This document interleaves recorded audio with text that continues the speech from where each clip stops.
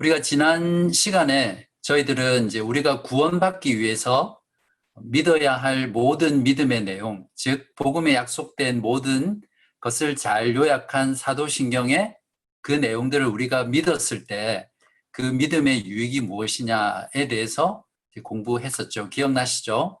무엇이었습니까? 하나님 앞에서 의롭게 되는 것은 하나님 앞에서 의롭게 되는 것과 또 영생을 상속받는 아들이 되는 것, 즉 양자 된다는 것이었죠. 의롭게 되는 것과 관련해서 우리의 어떤 선행도 그것으로 우리를 의롭게 할 수 없고 오직 믿음으로만 의롭게 된다는 것을 저희가 배웠죠. 그렇지만 그렇다고 해서 선행이 무의미한 것이 아니라 참된 믿음으로 그리스도와 연합한 자는 반드시 감사의 열매인 선행을 하면서 살게 되어 있다라고 하면서 칭의와 이제 선행을 공부했었습니다. 정리가 되시죠? 지난번에 했던 거. 자, 여기까지 오면 여러분 마음 가운데 이런 질문이 들어야 됩니다.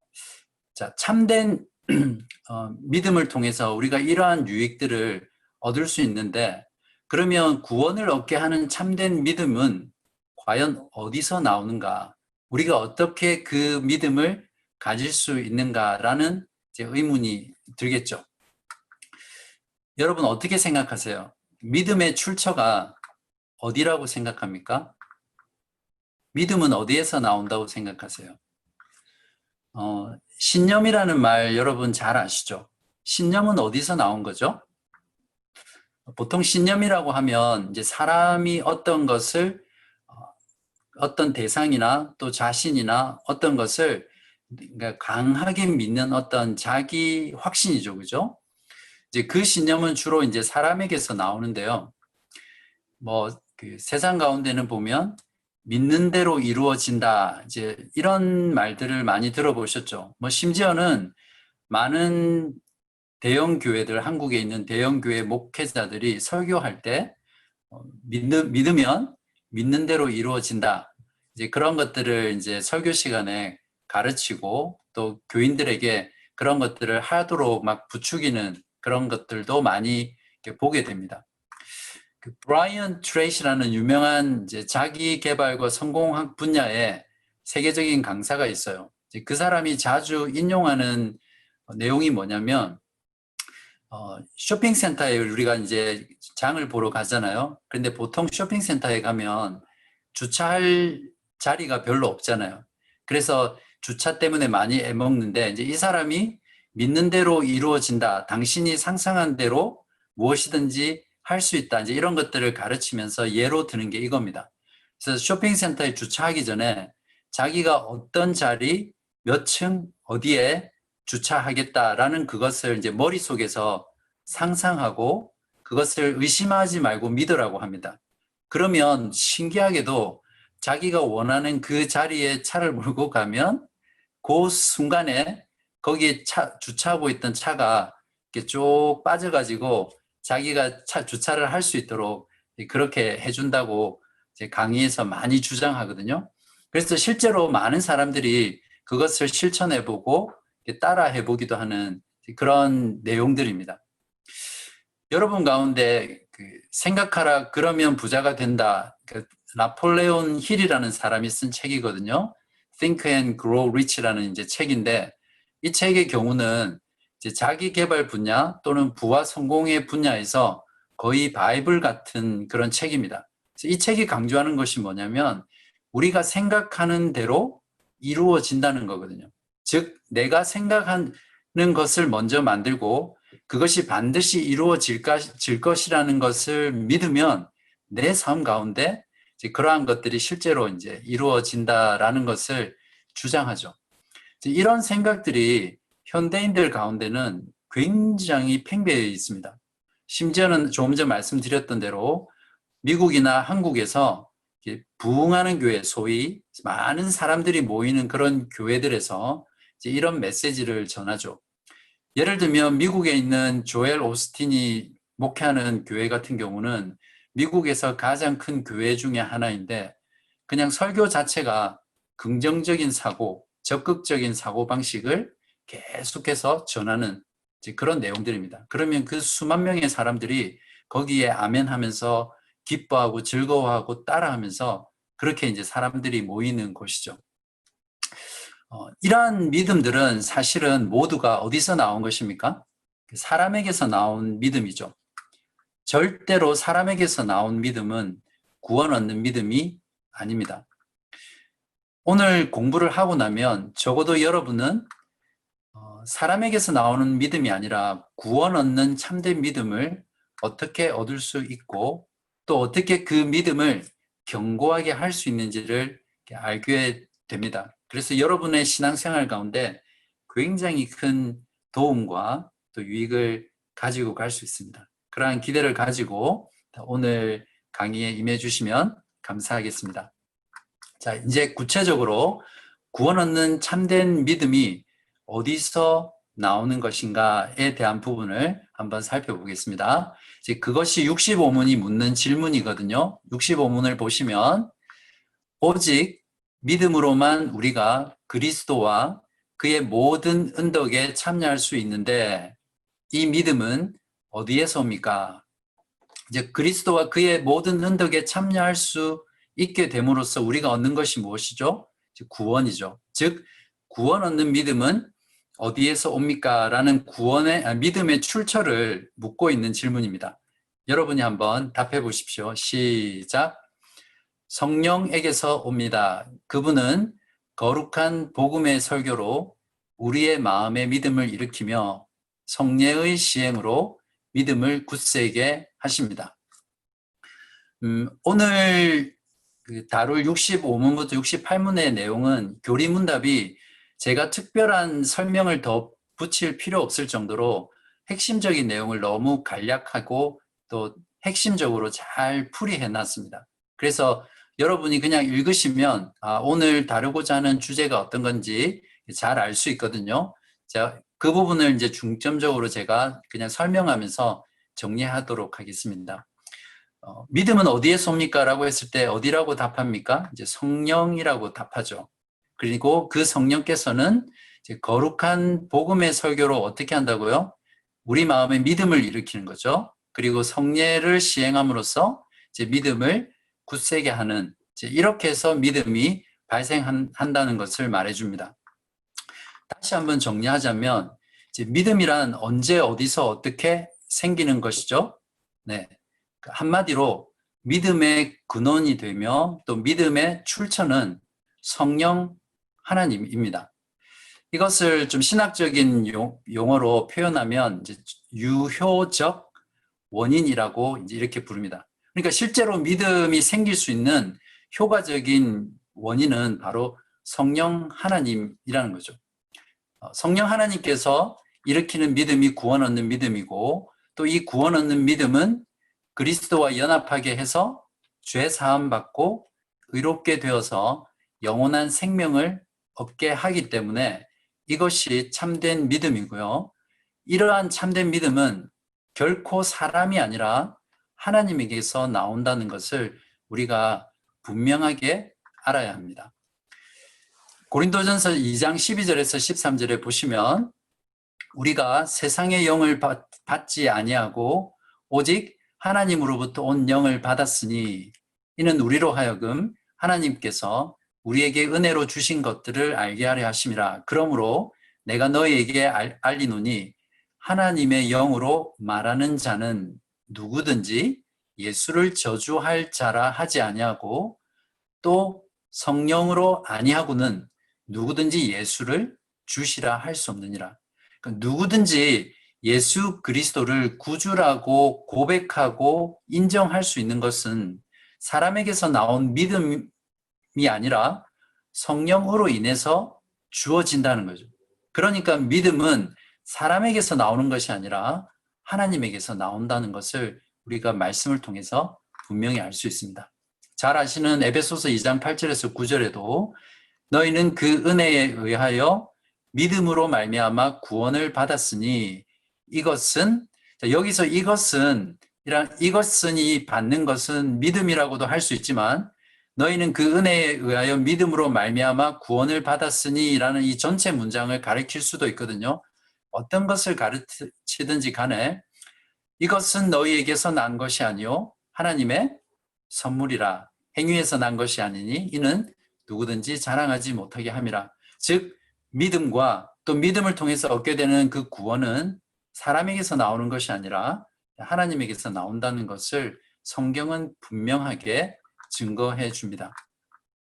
자, 그런데 성령께서 믿음을 일으키실 때 어떤 초자연적인 믿음을 일으키시는 것 자체가 초자연적인 거지만 어떠한 수단 없이 그냥 우리 마음속에 그냥 어느 날 갑자기 그리스도에 대한 믿음이 탁 생기게 하시는 게 아니라 성령께서 믿음을 일으키시기 위해서 사용하시는 두 가지 수단이 있습니다.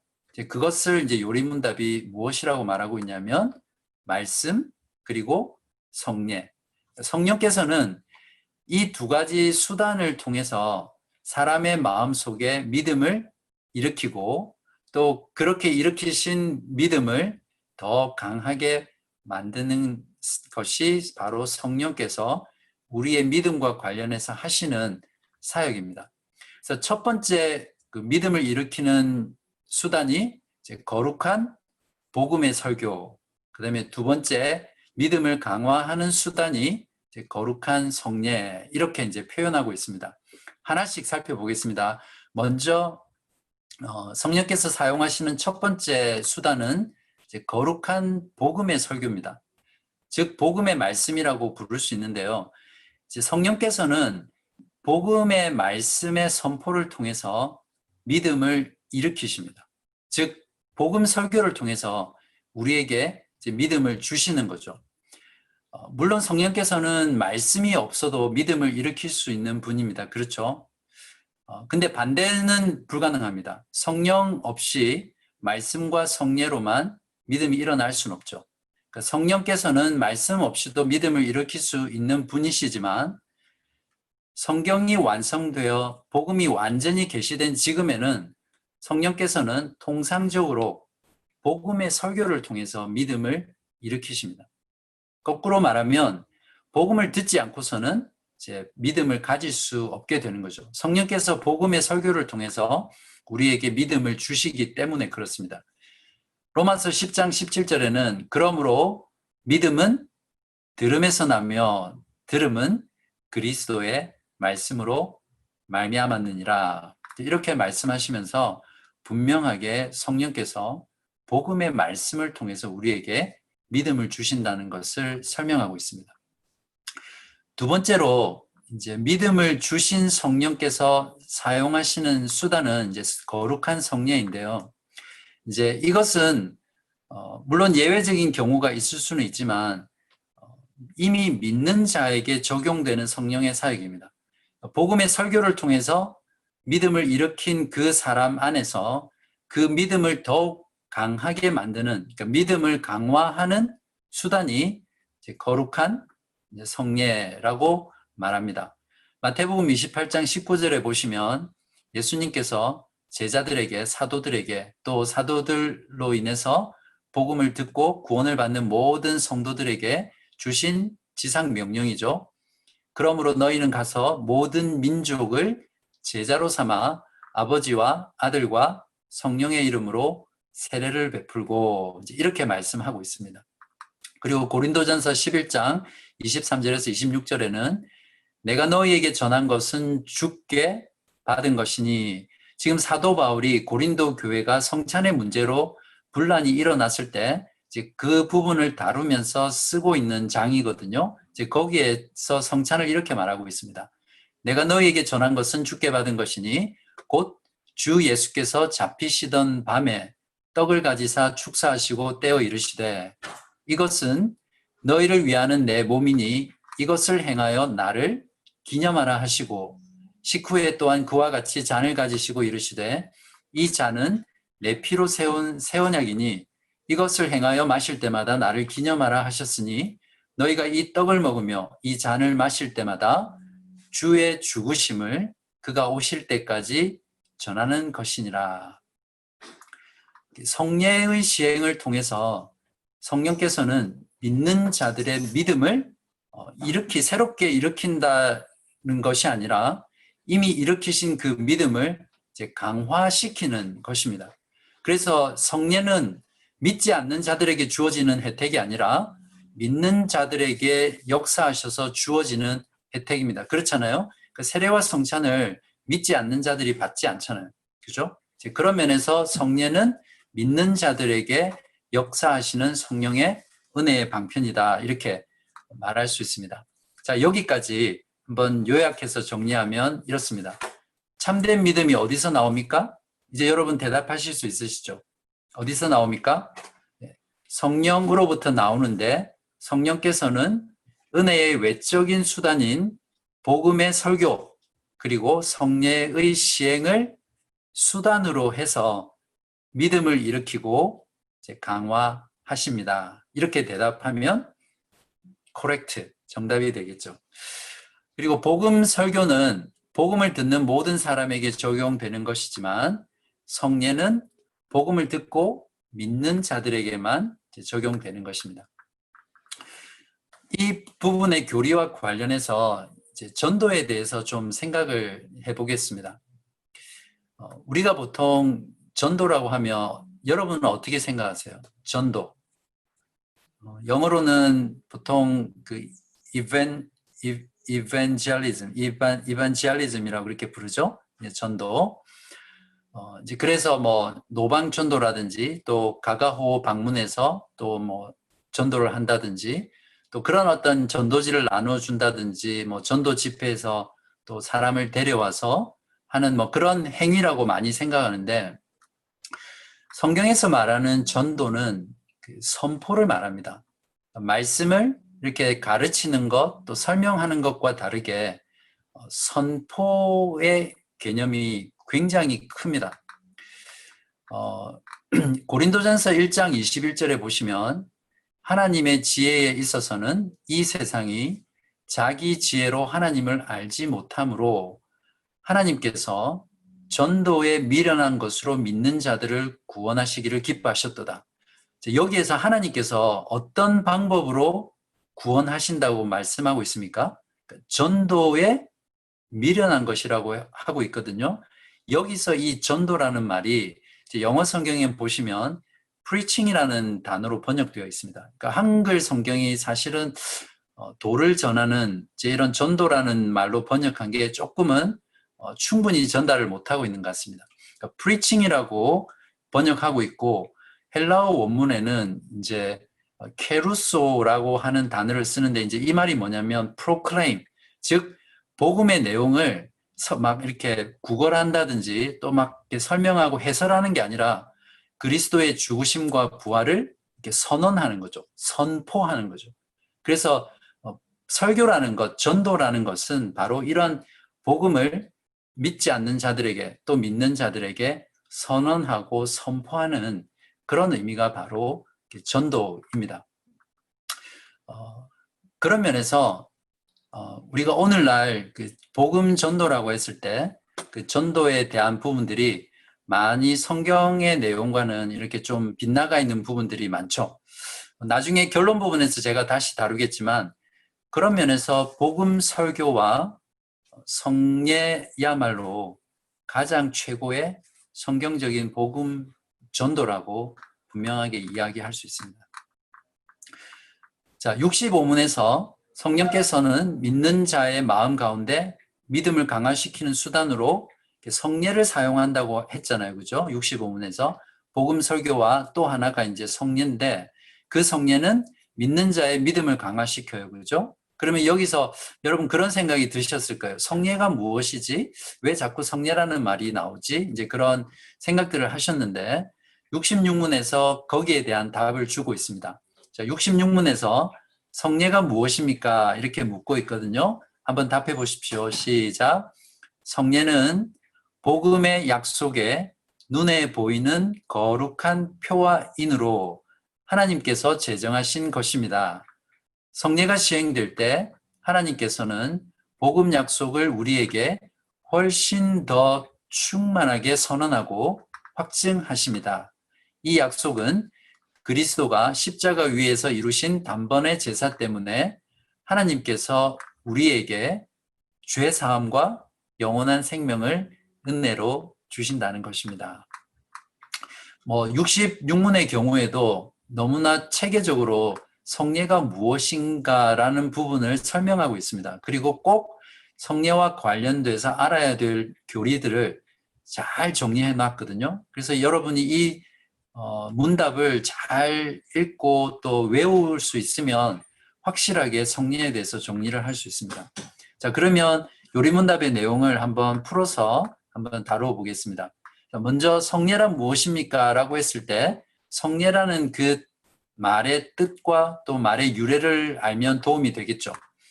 한국말은 이제 성례를 이제 원래 말을 번역할 때 이제 성례라고 번역했는데 거룩한 예식 또는 거룩한 예전 이런 예배와 관련된 용어로 이제 표현하죠. 이제 이 단어의 원래 라틴어는 이제 sacramentum이라는 이제 단어에서 나왔거든요. 그래서 영어에서 왜 성례라고 표현하면 sacrament라고 표현하잖아요, 그죠? 그래서 그게 원래 라틴어 단어입니다. 그래서 라틴어의 sacramentum이라는 단어에서 나왔는데 이 단어는 어디에서 나왔냐면 이제 여러 가지 용례가 있어요. 근데 그 중에서 헬라어 성경에 보면 그 비밀이라는 말 있죠. 헬라어로는 무스테리온이라는 단어로 제가 적어놨는데 한글로 영어로 미스테리입니다. 그러니까 비밀이라는 헬라어 본문을 이제 라틴어 성경인 벌게이트라는 성경에서 번역할 때 전부 다 성례라는 단어, 세크르멘텀이라는 단어로 번역했습니다. 이제 그 의도를 보면 성례란 이 말 뜻은 어떤 숨겨져 있는 비밀스러운 것을 이제 드러낸다라는 그런 의미를 가지고 있는 거죠. 이해되시겠죠? 성례라는 말이 왜 쓰였는지. 자, 이제 요리문답이 성례를 어떻게 정리하고 있는지 살펴보겠습니다. 요리문답은 성례를 복음 약속에 눈에 보이는 거룩한 표와 인, 이제 이렇게 정의하고 있습니다. 먼저 표에 대해서 말씀드릴게요. 자, 여기서 성례를 표라고 이야기하는 것, 즉 사인이라고 표현하는 이유는 뭐냐면 표가 무엇이죠? 이제 표라는 것은 보이지 않는 것을 분명하게 보여주는 그런 역할들을 하잖아요. 예를 들면 제가 그 코로나 사태가 터지면서 이제 계속 집에만 있다 보니까 이렇게 마음 상태도 별로 안 좋은 것 같고 그래서 운동을 해야겠다. 찾다 보니까 집 근처에 파라마타 레이크라는 이제 좋은 그 부시워킹 코스가 있더라고요. 그래서 제가 한 5시쯤 어둑어둑할 때 이제 갔습니다. 그래서 한 바퀴 돌면 한 6km 정도 되는 거리인데 처음에는 어느 정도인지 모르니까 그냥 들어갔어요. 이제 들어갔는데 조금 있다가 해가 떨어지니까 정말 숲 같은 경우에는 이제 한 치 앞도 보이지 않을 만큼 이렇게 깜깜하더라고요. 그리고 이제 거기는 레이크도 있고 조그만 계곡도 있기 때문에 길이 보이지 않으면 굉장히 위험할 수 있는 그런 곳이거든요. 그래서 핸드폰에 있는 후레쉬를 켜고 이제 많이 방황을 했죠. 그래서 그 핸드폰 후레쉬 불을 켜고 이제 길같이 생긴 데를 비추면서 이렇게 따라갔습니다. 근데 가다 보니까 길이 갈라지는 곳이나 또 중간중간에 이렇게 나무 팩을 꼽아놓고 거기에다가 이렇게 화살표를 해놨더라고요. 그래서 제가 그걸 보니까 너무 그게 그렇게 저한테 기쁜 일인지 몰랐습니다. 그래서 그 화살표를 발견하는 곳을 따라서 계속해서 이렇게 좀 돌다 보니까 나중에 이제 밖으로 나올 수 있게 됐거든요. 이제 그런 것처럼 이 표라는 것, 사인이라는 것은 이제 우리가 알지 못하는 것, 또 보이지 않는 것, 이제 그런 것들을 가르쳐 줌으로써 이제 인도하는 그런 역할들을 하는 거죠. 뭐 다른 예를 들면 이제 여러분 사극 같은 거 잘 안 보시겠지만 호주에 있어서 이제 한국에 있을 때 사극 같은 데 보면 이제 시골에서 아이를 낳으면 이제 그 집 문 앞에 이렇게 새끼줄에다가 뭘 달아 놓잖아요. 다들 잘 모르시는 것 같으세요? 네. 그래서 만약에 그 고추를 달면 무슨 뜻입니까? 이제 아들이 태어났다. 이제 그런 뜻이고, 그다음에 숯을 달아놓으면 이제 딸이 태어나는 것이래요. 그러니까 거기에 새끼줄에 고추를 달아놓거나 숯을 달아놓는 이제 이런 것들이 결국 안에서 일어났던 어떤 일들을 이제 바깥에다가 드러내서 보여주는 표의 역할들을 하잖아요. 그죠? 이해되시죠? 이제 표가 무엇인지. 즉, 보이지 않는 어떤 것들을 바깥으로 드러내거나 또 어떤 사실들을 이제 가리킬 때 이제 표를 쓰는 거죠. 그래서 성례를 바로 어떤 보이지 않는 어떤 것들을 드러내고 보여주는 표의 역할을 한다. 이렇게 이해하시면 됩니다. 창세기 17장 11절에 보시면 이제 아브라함이 하나님께 약속을 받고 17장에 하나님께서 이제 아브라함의 모든 자녀들 또 종들에게 할례를 행하라고 이제 그렇게 지시하시죠. 그 할례에 대한 내용입니다. 너희는 포피를 베어라. 이것이 나와 너희 사이의 언약의 표징이니라. 즉 할례라는 행위 자체가 하나님과 아브라함 사이에서 이루어진 그 약속, 또 하나님께서는 아브라함의 하나님 아버지가 되시고 아브라함은 하나님의 백성이 된다라는 그런 언약의 내용을 담고 있는 그것의 어떤 표징으로 이제 할례가 주어진 것입니다. 자, 그러면 성례를 표라고 말하는 것에 대해서 어느 정도 이해하시겠죠? 이제 두 번째는 단순히 그냥 표만을 말하는 것이 아니라 이제 인이라고 표현하거든요. 이제 인이라는 것은 무엇이냐면 이제 표가 드러내는 어떤 사실이 있겠죠. 표가 보여주는 진리가 있겠죠. 그것이 참이다. 그것이 진리이다라는 것을 확신시켜 주는 것이 이제 인입니다. 예를 들어서 이제 제가 신학교를 열심히 이렇게 공부하고 또 해서 이제 졸업을 했습니다. 그래서 졸업을 할 때 졸업장을 받잖아요, 그죠? 그러면 그 졸업장에 뭐 몇 월 며칠부터 언제까지 뭐 신종호라는 사람은 이제 우수한 성적으로 졸업했습니다. 이렇게 쓰여 있겠죠. 그리고 그것만 있는 거 아니죠. 그 제일 밑에 오른쪽에 보면 학교 교장 선생님의 도장이 찍혀 있잖아요. 그러니까 그 쓰여 있는 그 내용이 정말 사실이다, 확실하다라는 것을 교장 선생님의 도장을 찍어서 이제 인증하잖아요.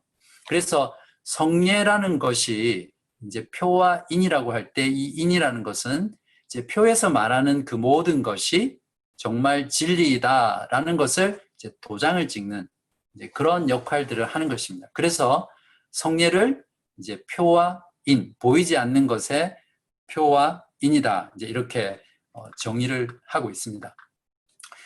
로마서 4장 11절에 보시면 그가 할례의 표를 받은 것은 무할례 시에 믿음으로 된 의를 인친 것이니 이는 무할례자로서 믿는 모든 자의 조상이 되어 그들도 의로 여기심을 얻게 하려 하심이라. 즉 성례가 인이라는 말은 결론적으로 성례가 드러내 보여주는 것들이 이제 무엇인지는 그 다음에 할 겁니다. 것들이 확실히 진리라는 것을 이제 확증하는 것이 바로 성례가 이제 인이라는 이제 그런 뜻입니다. 그런데 교리문답은 여기에서 성례를 정의할 때 눈에 보이는 이라는 말을 붙이고 있습니다. 표라는 말 자체가 외적으로 나타나서 우리가 감각할 수 있는 거잖아요. 우리가 볼 수 있는 거잖아요. 그죠? 만약에 표가 보이지 않다면 그것은 표가 될 수 없겠죠. 조금 전 제가 예를 들었던 숲속에 그러한 화살표, 이정표가 투명한 글씨로 써여져 있었다거나 또는 교장 선생님의 도장이 투명한 도장이었다면 그건 표와 인으로서는 아무런 역할들을 하지 못하겠죠. 그렇기 때문에 성례라는 표와 인은 이렇게 보이는 것이라는 것으로 이렇게 설명하고 있습니다.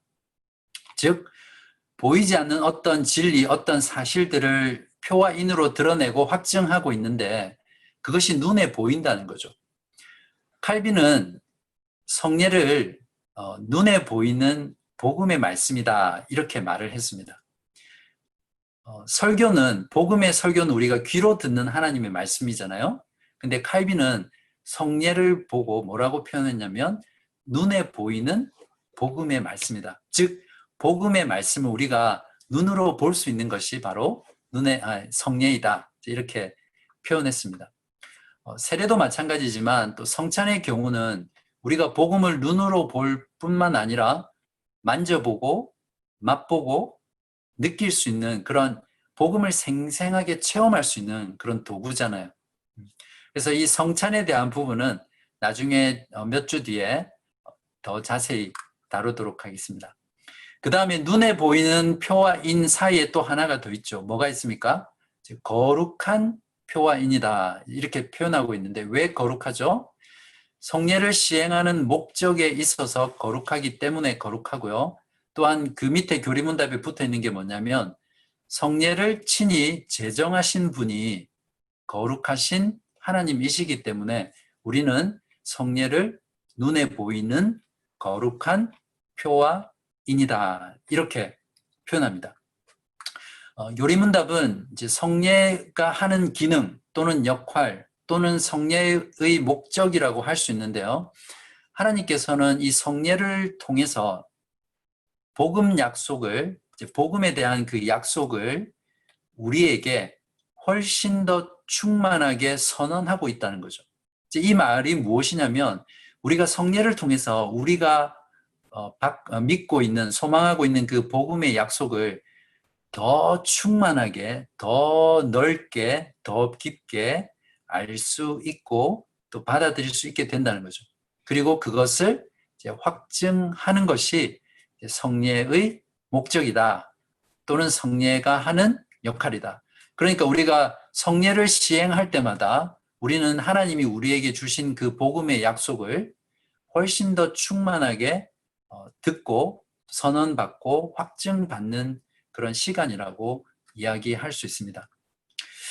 어떻게 보면 뭐 앞으로 몇 주 동안 계속 다루겠지만 오늘날 현대 교회 가운데 이런 성례에 대한 의식들이 또 중요성들이 많이 약화되어 있잖아요. 그죠?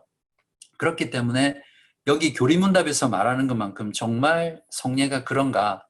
내가 성례를 통해서 이런 의미들을 내가 받아들이고 있었나? 이제 그런 생각들을 많이 하게 될 겁니다. 그렇지만 이제 공부를 해 나가면서 왜 종교 개혁자들이 이 성례를 그렇게 중요하게 생각했고 복음 설교와 마찬가지로 보이는 복음으로 이해하고 그것을 그렇게 충실하게 이행했는지를 알 수 있게 될 겁니다. 자, 이제 그러면 마지막으로 성례의 정의에서 복음 약속의 눈에 보이는 거룩한 표와 인이라고 말하고 있는데 복음 약속이 무엇이죠? 이제 여러분 잘 아시죠? 네. 교리문답은 이렇게 말하고 있습니다. 하나님께서 우리에게 죄 사함과 영원한 생명을 하나님의 은혜로 그리스도가 십자가에서 이루신 단번의 제사를 근거로 해서 주신다는 그것이 복음의 약속입니다.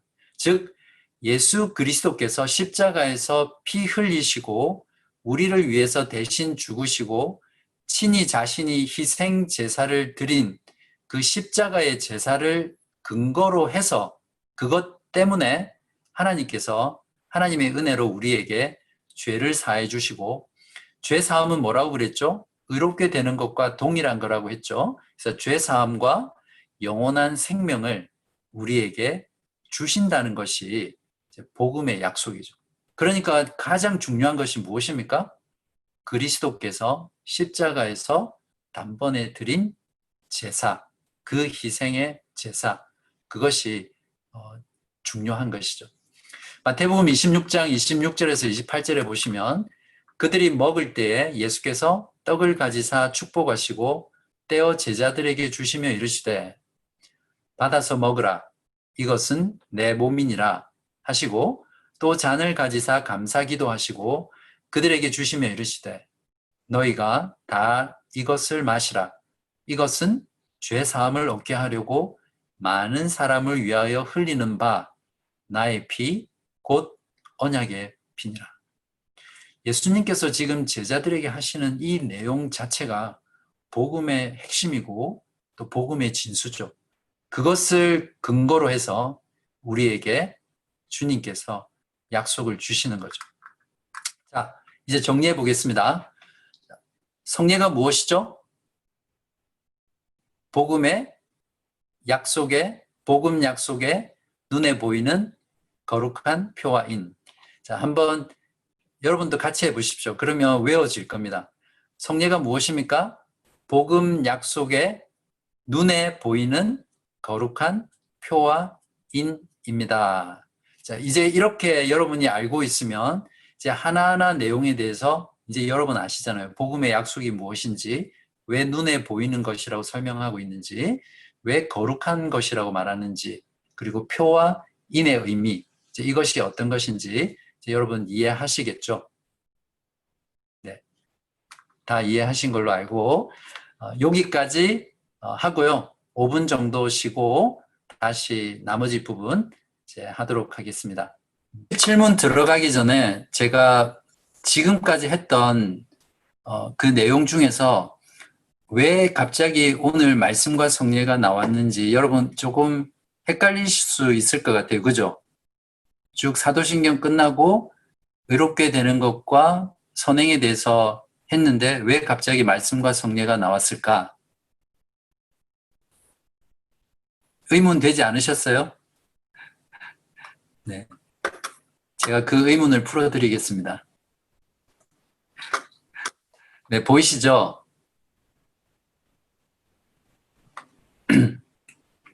자, 여기 보시면 이제 오늘 하고 있는 게 자, 여기 보이는 그림이 하이델베르크 요리문답 전체의 구조 맵입니다. 우리가 일문에서 그러니까 우리가 살든지 죽든지 우리의 참된 위로는 내가 사나 죽으나 나의 몸과 영혼이 내 것이 아니라 그리스도의 것입니다. 이제 이것이 유일한 참된 위로인데 우리가 이러한 위로를 받으며 복된 인생으로 살고 죽기 위해서는 세 가지를 알아야 된다. 그렇게 이제 이문에서 했잖아요. 그래서 그 세 가지 지식이 뭐냐면 나의 죄와 비참함이 어떠한지를 알아야 되고 그 다음에 그 상태에서 그러면 어떻게 구원을 받을 것인가 라는 것을 알아야 됩니다. 이제 그게 12문에서 85문이거든요. 왜 안 그려지지? 아, 됐네요. 네. 이제 그게 이 부분이고요. 그리고 그렇게 구원받은 사람은 어떻게 하나님께 감사를 드려야 하나, 이제 이게 세 번째 내용입니다. 그래서 우리가 죄와 비참함을 마무리하면서 그러면 우리가 이러한 비참한 상태에서 어떻게 구원을 받을 수 있을 것인가, 이제 그것을 물었는데 그것은 참된 믿음으로 그리스도와 연합해서 그리스도를 통해 모든 은혜와 덕을 받음으로써 우리가 구원을 받는다고 했거든요. 근데 그 참된 믿음은 무엇입니까? 라고 했을 때 확실한 지식, 즉 믿음의 내용이죠. 그러니까 성경에 있는 모든 내용이 진리라는 것을 아는 것, 이제 그 확실한 지식이 있어야 되고 또 그러한 지식이 우리 마음 가운데 굳은 신뢰로 일어나야 된다. 성령께서 일으키는. 그렇게 해서 믿음이 두 파트로 구성이 되어 있었습니다. 그죠? 그래서 지난 시간까지 한 게 뭐냐면 우리가 믿어야 될 확실한 지식은 복음에 약속된 모든 것인데 그 약속이 어디에 있다고요? 사도신경이 잘 요약해주고 있습니다. 그렇게 하면서 사도신경의 조항들, 12가지의 조항들을 우리가 9주에 걸쳐서 했습니다. 성부 하나님과 창조, 성자 예수님과 구원, 성령 하나님과 성화, 네, 성령이 아니고 성화죠. 그리고 칭의와 믿음의 유익에 대해서 칭의와 선행에 대해서 지난 시간까지 다루었습니다. 그게 여기까지입니다. 그죠? 자, 이제는 다시 참된 믿음이란 무엇입니까? 이제 이 부분으로 돌아와서 굳은 신뢰에 대한 부분으로 들어가고 있는 거죠. 21문에 보면, 요리문답 21문에 보면 참된 믿음이란 무엇입니까? 이렇게 묻고요. 답이 참된 믿음은 하나님께서 그의 말씀에서 우리에게 계시하신 모든 것이 진리라고 여기는 확실한 지식이며 동시에 성령께서 복음으로서 내 마음속에 일으키신 굳은 신뢰입니다. 이 질문에서 지금 바로 이 굳은 신뢰가 연결되어 있는 겁니다. 이해하시겠죠, 여러분? 자, 이렇게 하면 지금까지 우리가 했던 게 눈에 들어올 겁니다. 자, 그래서 이 굳은 신뢰, 그러니까 믿음이 어디에서 나오는가라는 질문을 가지고 이제 거룩한 말씀, 복음의 말씀과 성례를 통해서 믿음이 성령께서 우리에게 주시고 또 강화시킨다. 그렇게 말하고 있는 거거든요. 그래서 오늘은 첫 개론에 대한 부분이고요. 다음 주에부터 이제 성례와 그리고 복음 설교와 권징에 대한 부분으로 이 굳은 신뢰에 대해서 이제 다루어 나갈 예정입니다. 이런 그림들을 좀 이해하시면 지금 내가 어디쯤 와 있는지 파악할 수 있겠죠. 네. 조금 정리가 되시죠, 여러분? 자, 이제 60질문 들어가겠습니다. 그러면 말씀과 성례 이 둘은 우리의 믿음을 우리의 구원의 유일한 근거가 되는 것, 곧 예수 그리스도의 십자가의 제사로 향하도록 하기 위한 것입니까? 그러니까 말씀과 성례가 우리의 믿음을 어느 방향으로 이끌어 가는가라는 질문이죠. 한번 답해 보십시오. 참으로 그렇습니다. 우리의 모든 구원이 그리스도가 우리를 위해서 십자가 위에서 이루신 단번의 제사에 있다는 것을 성령께서는 복음으로 가르치고 성례로 확증하십니다. 위에서 했던 내용을 조금 이렇게 다시 한 번 더 반복하는 부분인데, 결국 말씀과 성례라는 성례의 시행을 통해서 의도하는 바가 무엇이죠? 우리의 믿음을 어디로 향하게 한다고요? 구원의 유일한 근거가 되는 그리스도의 십자가로 우리의 믿음이 계속해서 향하도록 하기 위한 의도와 목적이 바로 말씀과 성례를 시행하는 것입니다. 이제 그러한 역할들을 이제 성령께서 어떻게 한다고요? 복음의 말씀을 통해서 우리에게 가르치고 또 성례를 통해서 그 가르친 내용들을 이제 확실하게 증거해 주시는 거죠. 그러니까 성령께서 복음과 성례라는 수단을 통해서 우리에게 복음을 가르치고 그 가르친 복음을 확증함으로써 우리의 믿음이 어디로 향한다고요?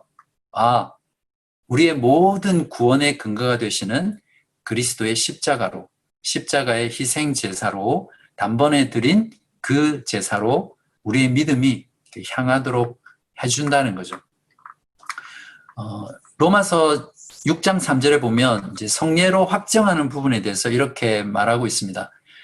무릇 그리스도 예수와 합하여 세례를 받은 우리는 그의 죽으심과 합하여 세례를 받은 줄을 알지 못하느냐.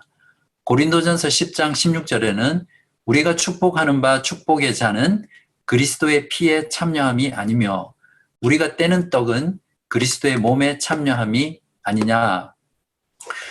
고린도전서 11장 23절에서 26절에 보면 내가 너희에게 전한 것은 주께 받은 것이니 곧 주 예수께서 잡히시던 밤에 떡을 가지사 축사하시고 떼어 이르시되 이것은 너희를 위하는 내 몸이니 이것을 행하여 나를 기념하라 하시고 식후에 또한 그와 같이 잔을 가지시고 이르시되 이 잔은 내 피로 세운 새 언약이니 이것을 행하여 마실 때마다 나를 기념하라 하셨으니 너희가 이 떡을 먹으며 이 잔을 마실 때마다 뭐라고요? 주의 죽으심을, 즉 단번의 제사, 우리의 구원의 근거가 되는 그 십자가의 제사, 그것을 그가 오실 때까지, 재림하실 때까지 전하는 것이니라. 이렇게 말씀하면서 성례를 통해서 복음에 가르치는 내용을 확증하고요. 이러한 복음의 내용을 통해서 우리는 어떻게 해요? 우리의 믿음이 어디로 향합니까? 그리스도의 죽으심, 단번에 들이신 십자가의 제사, 구속, 그곳으로 우리의 믿음을 자꾸 나아가게 하고 향하게 한다는 것이죠. 이어서 68문은 이제 드디어 계속 성례라는 표현으로 해서 하나로 표현하고 있는데 이제 그리스도께서 신약에서 제정하신 성례는 몇 가지입니까? 이제 이렇게 묻고 있습니다. 뭐라고 답하고 있죠?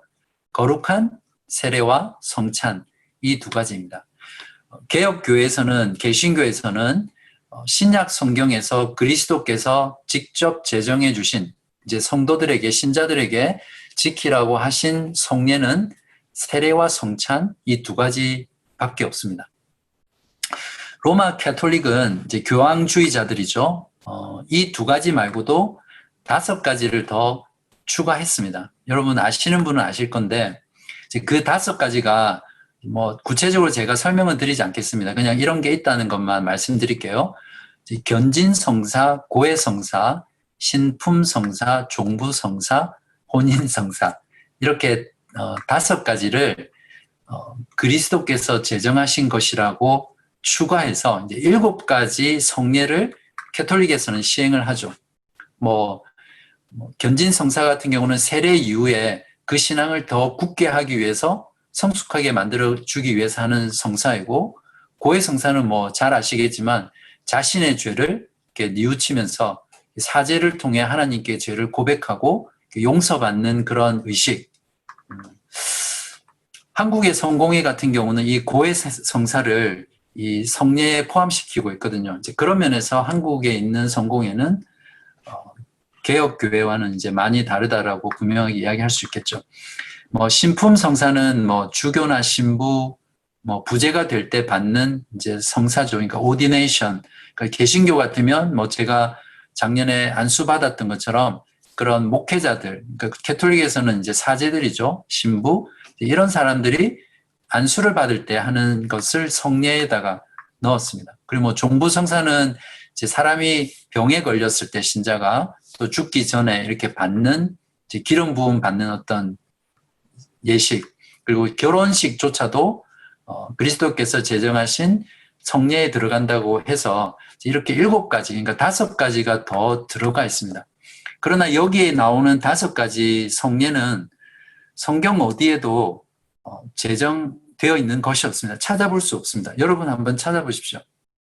순전히 이 5가지는 인간이 만들어낸 인간의 전통이죠. 마치 유대인들이 율법에 없는 안식일을 지키기 위해서 400가지 조항을 만들었다고 하는데, 이제 그런 것처럼 성경이 말하고 있지 않는 그런 인간이 만든 규례이고 전통이죠.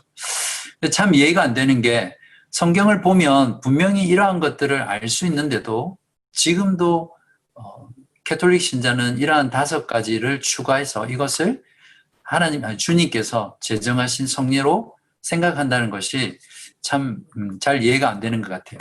분명한 것은 개신교는, 개혁교회는 신약 성경에서 그리스도께서 제정하신 성례는 세례와 성찬 이 2가지밖에 없습니다. 즉 복음 약속에 눈에 보이는 거룩한 표와 인은 세례와 성찬 이 2가지밖에 없다. 그래서 신약의 참된 교회는 이 세례와 성찬 이 2가지를 성례로 시행한다.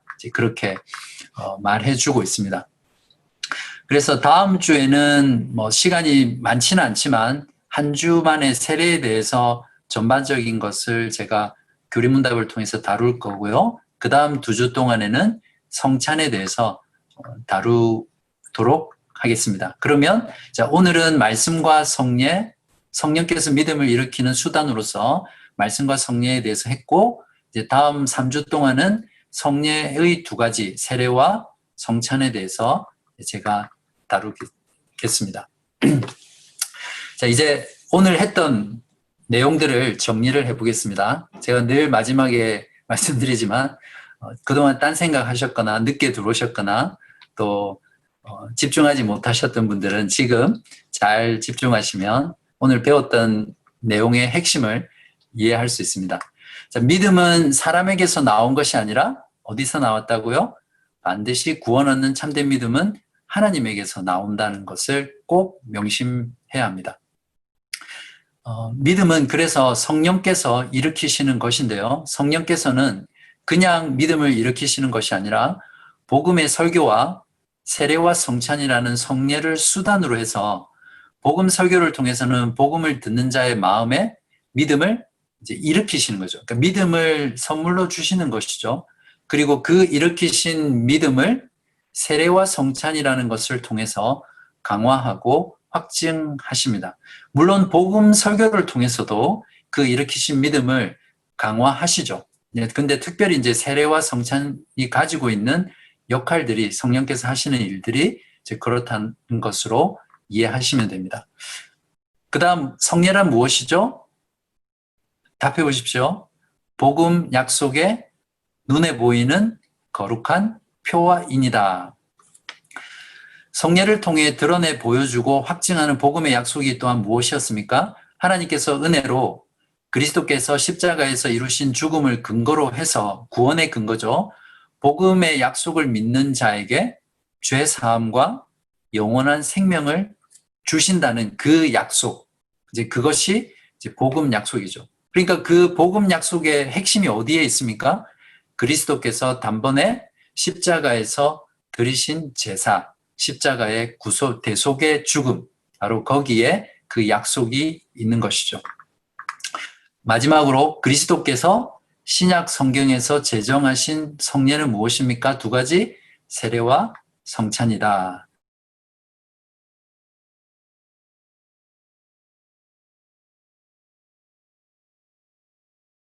것은 다 정리했습니다.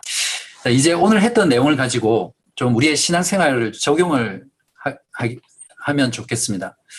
항상 그 교리 공부지만 제가 적용 부분을 생각하면 적용할 게 너무 많아가지고요. 많이 줄이거든요. 그 말은 무엇이냐면 교리는 곧 우리의 삶이 되고요. 우리의 삶은 곧 교리가 되거든요. 교리는 결코 딱딱하고 지루한 어떤 지식적인 내용이 아니라 교리는 우리의 지성과 우리의 감성과 또 우리의 삶을, 우리의 의지를 움직이는 그런 능력이 있습니다. 그건 왜 그러냐면 교리라는 것 자체가 하나님의 말씀에서 나온 가르침이고 교훈이기 때문에 그렇죠. 믿음을 가지려면 우리가 어떻게 해야 합니까? 믿음은 선물이지만 우리가 그렇다고 해서 믿음이 생길 때까지 그냥 믿음아 생겨라, 성령께서 주시겠지, 하나님에게서만 나온다고 했으니까 그냥 나는 할 게 없다, 가만히 있으면 믿음이 생기나요? 성령께서는 우리에게 믿음을 이렇게 주사기로 약물을 이렇게 주입하듯이 주입시키는 게 결코 아닙니다. 우리의 인격적인 감화를 통해서, 인격을 통해서 하나님의 은혜의 수단인 복음의 말씀, 그리고 성례를 사용해서 우리 안에서 믿음을 일으키고 또 그 믿음을 강화시키십니다. 우리가 이것을 아는 것이 굉장히 중요하죠. 그래서 첫 번째 적용이 무엇이냐면 우리가 이러한 사실들을 안다면 우리가 무엇을 해야 합니까?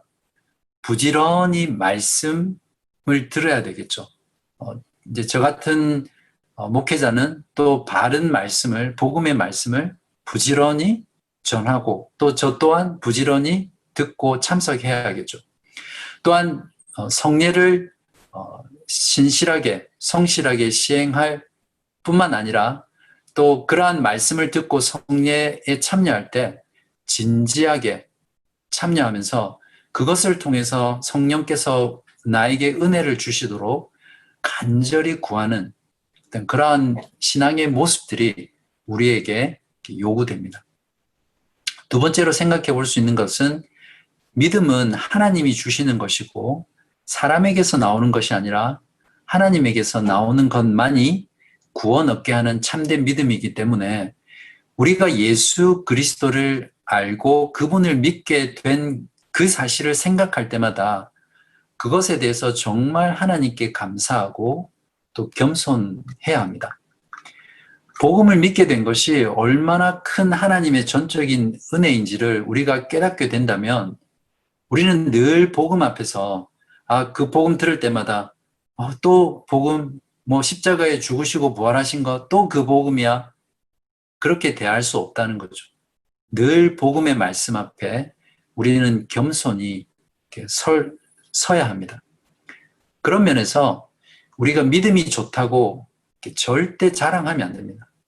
그리고 다른 사람을 보고 다른 성도를 보고 누가 누구보다 기도 많이 하니까 더 경건하게 사니까 더 믿음 좋다 이러면서 믿음을 비교한다든지 또는 내 믿음과 다른 사람의 믿음을 비교한다든지 이제 그런 일들을 하는 것은 정말 믿음이 어디에서 나오는지를 알지 못하고 있는 것이고 믿음이 결국 사람이 생산해내는 어떤 것이라고 생각하는 잘못된 지식에서 나오는 거겠죠. 세 번째로 말씀드리고 싶은 것은 우리가 회심을 조작해서는 안 됩니다. 이제 회심이라는 것은 이제 회개하고 믿는 것, 즉 구원을 받는 이제 그것을 말하는데 영접하는 것을 말하겠죠. 오늘날 현대 교회 안에 특히 이제 큰 교회들 또 작은 교회들이라고 해도 뭐 대각성 전도 집회, 이웃사랑 축제, 새생명 전도 집회, 뭐 이제 이렇게 어떤 전도 집회를 이벤트로 만들어서 그 이벤트에 사람을 초청하고 뭐 심한 경우는 이제 전에 있던 그 제 교회, 제가 다녔던 교회는 좀 큰 교회였는데 시드니 말고 LA에 있는 어떤 교회입니다. 큰 교회였는데 심지어는 어떤 유명한 가수를 초청해서 막 찬양 집회를 하는데 거의 제가 볼 때는 나이트 수준이었어요. 그러니까 음악을 틀고 춤을 추면서 물론 그 곡은 이제 찬송, 그러니까 복음송이었죠. 이제 그런 것들을 통해서 믿음을 강요하거나 영접 기도를 하게 한다든지 믿기로 작정한 사람을 강단으로 초청한다든지 결단하는 집회를 한다든지 아니면 주일 모임을 예배를 이제 한국교회 예배라 부르니까 예배를 이렇게 감동적으로 하기 위해서 사람들의 감정을 일으키기 위해서 앞부분에 찬양과 음악으로 막 감정을 부추긴다든지 이제 이런 어떤 사람들로 하여금 믿음이 생기도록 어떤 그런 인위적인 것들을 하는 행위들은 하나님 앞에서 정말 큰 위험한 일입니다. 로이드 존스라는 유명한 목사님은 이러한 모든 행위들, 이제 직접적으로는 그런 전도 집회에서 사람들에게 앞으로 나오라고 결단하고 초청하고 또 그 사람에게 영접 기도를 시키고 또 그 사람이 구원받았다라고 선언하는 이런 모든 행위들을 매춘 행위라고 그렇게 그분의 책에서 이렇게 신랄하게 비판했습니다. 많은 한국 교회들이 전도 집회 때나 또는 다른 전도라는 그 프로그램을 통해서 분위기나 음악이나 연출이나 기획을 통해서 회심을 유도하는 이러한 것들은 철저하게 우리의 신앙의 삶 가운데 배제해야 합니다. 그런 면에서 우리가 복음을 전할 때 정말 내가 이 사람에게 또는 그러한 일들을 통해서 믿음을 강요하고 있는 건 아닌지, 믿음을 조작하고 있는 건 아닌지, 또 어떤 강압하고 있는 건 아닌지, 의도하고 있는 건 아닌지 그런 걸 돌아보고 정말 믿음은 하나님에게서 나오는 하나님의 은혜의 선물이라는 것들을 알고 이제 그렇게 신앙생활을 해야 되겠습니다. 이제 이런 마음을 가지고 우리가 신앙생활을 하게 되면 자연히 우리가 해야 할 일은 무엇이냐면 복음을 온전히 전하고 가르치고 복음으로 설득하는 일까지만 하면 됩니다. 우리가 할 수 있는 것은 최선을 다해서 성경이 말하는 복음을 있는 그대로 전하고 선포하고 가르치고 나누고 그리고 그 복음으로 주님께 회개와 믿음으로 돌아오도록 초청하고 설득하는 거죠. 불신자들에게 성령께서 믿음을 일으키는 외적인 수단이 무엇이라고요? 복음의 설교를 통해서이기 때문에 믿음이 일어나려면 반드시 복음의 말씀을 들어야 합니다. 그래서 우리 주변의 불신자들이나 복음을 전하기를 원하는 사람들에게는 어떠한 형태로든 어떠한 기회든 이 복음의 말씀을 들을 수 있도록 들려주도록 이렇게 하는 것이 우리의 복음 선포의 역할입니다. 그리고 복음 전도의 역할이고 그리고 또한 우리가 교회로 모여서 복음의 말씀을 듣고 또 우리가 그 복음의 말씀을 이제 듣게 하는 것이 너무너무 이제 중요하죠. 우리가 잘못 생각하고 있는 부분이 무엇이냐면 평소 주일 모임 때 하는 설교는 기존 신자들에게 하는 설교고 전도 집회나 특별한 행사를 통해서 그때 불신자들을 위해서 뭐 부활절이나 크리스마스 때 복음 설교를 한다 이런 생각을 많이 하는데요. 그것은 정말 그렇게 성경적인 생각이라고 할 수 없습니다. 성경의 모든 내용이 복음을 이야기하는 거잖아요. 예수님께서도 부활하신 후 제자들에게 엠마오로 가는 제자들에게 성경을 펼쳐 설명하면서 구약의 모든 성경이 자기 자신을 가리키는 것이라고 하면서 풀어주셨잖아요. 그때 그 제자들의 마음이 뜨거워졌거든요. 그래서 구약의 어떤 부분을 설교하든지 신약의 어떤 부분을 설교하든지 그 모든 것을 성경을 설교하면 복음을 설교하는 것이죠. 그런 면에서 우리가 주일 교회로 모였을 때 그 모임 가운데 복음의 말씀을 설교하고 또 그 복음의 말씀의 설교를 듣게 하고 또 그 속에서 세례와 성찬이 이루어질 때 그것이 가장 성경적이고 가장 올바른 복음 전도의 현장입니다.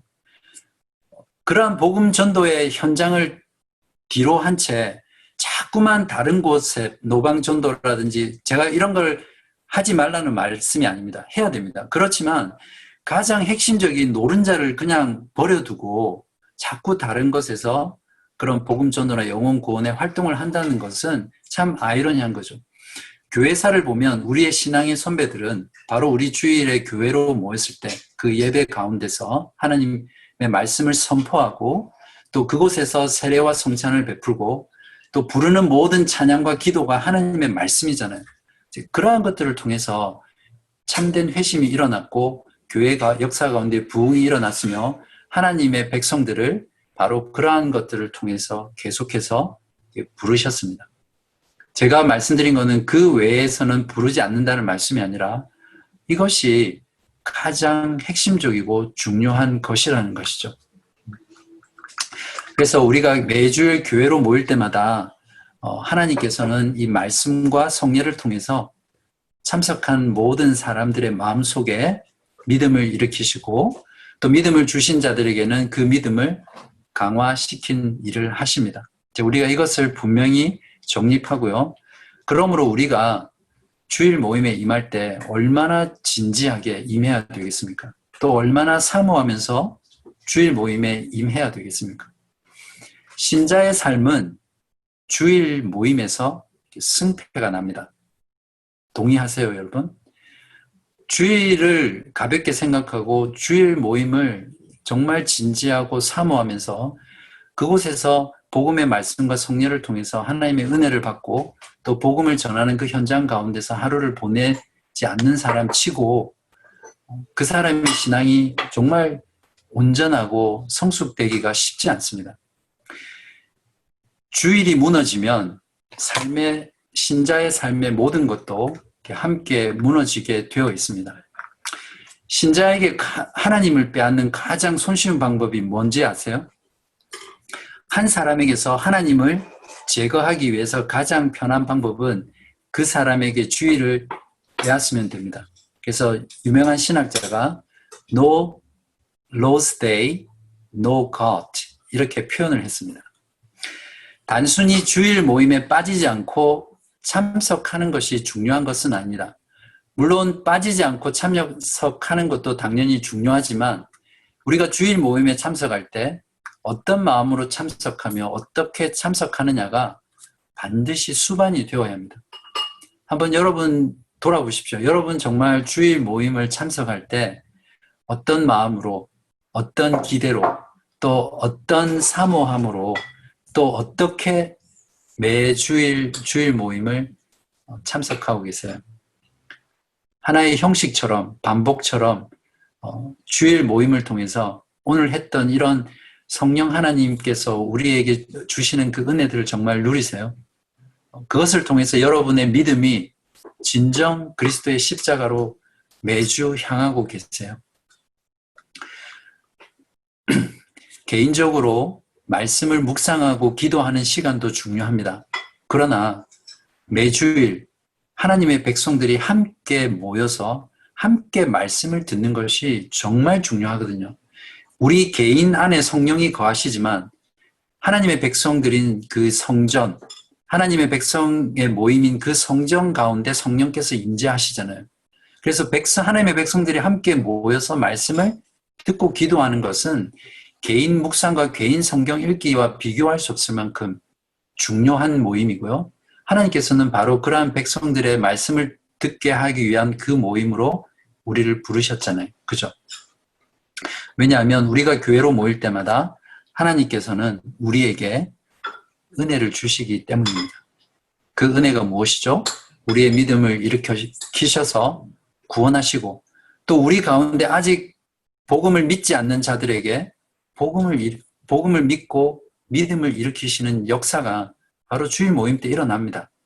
또한 그 믿음을 강화시킴으로써 우리가 이 세상에서 믿음의 선한 싸움을 끝까지 싸우며 달려가서 최종적으로 그리스도의 품에 안기는 그날까지 우리의 믿음을 인도해 주시기 때문입니다. 여러분, 분명히 말씀드릴 수 있는 것은 주일에 실패하시면 여러분의 신앙의 삶에서도 실패할 수 있습니다. 그래서 오늘 내용을 기억하시고요. 정말 우리에게 소중한 그 주일 교회로 모이는 그 시간들에 어떻게 임하고 또 어떻게 반응하고 또 어떤 마음으로 참석할 것인지를 돌아보고 그 시간을 통해서 하나님의 은혜를 이렇게 누리는 여러분 되시기를 진심으로 기도합니다.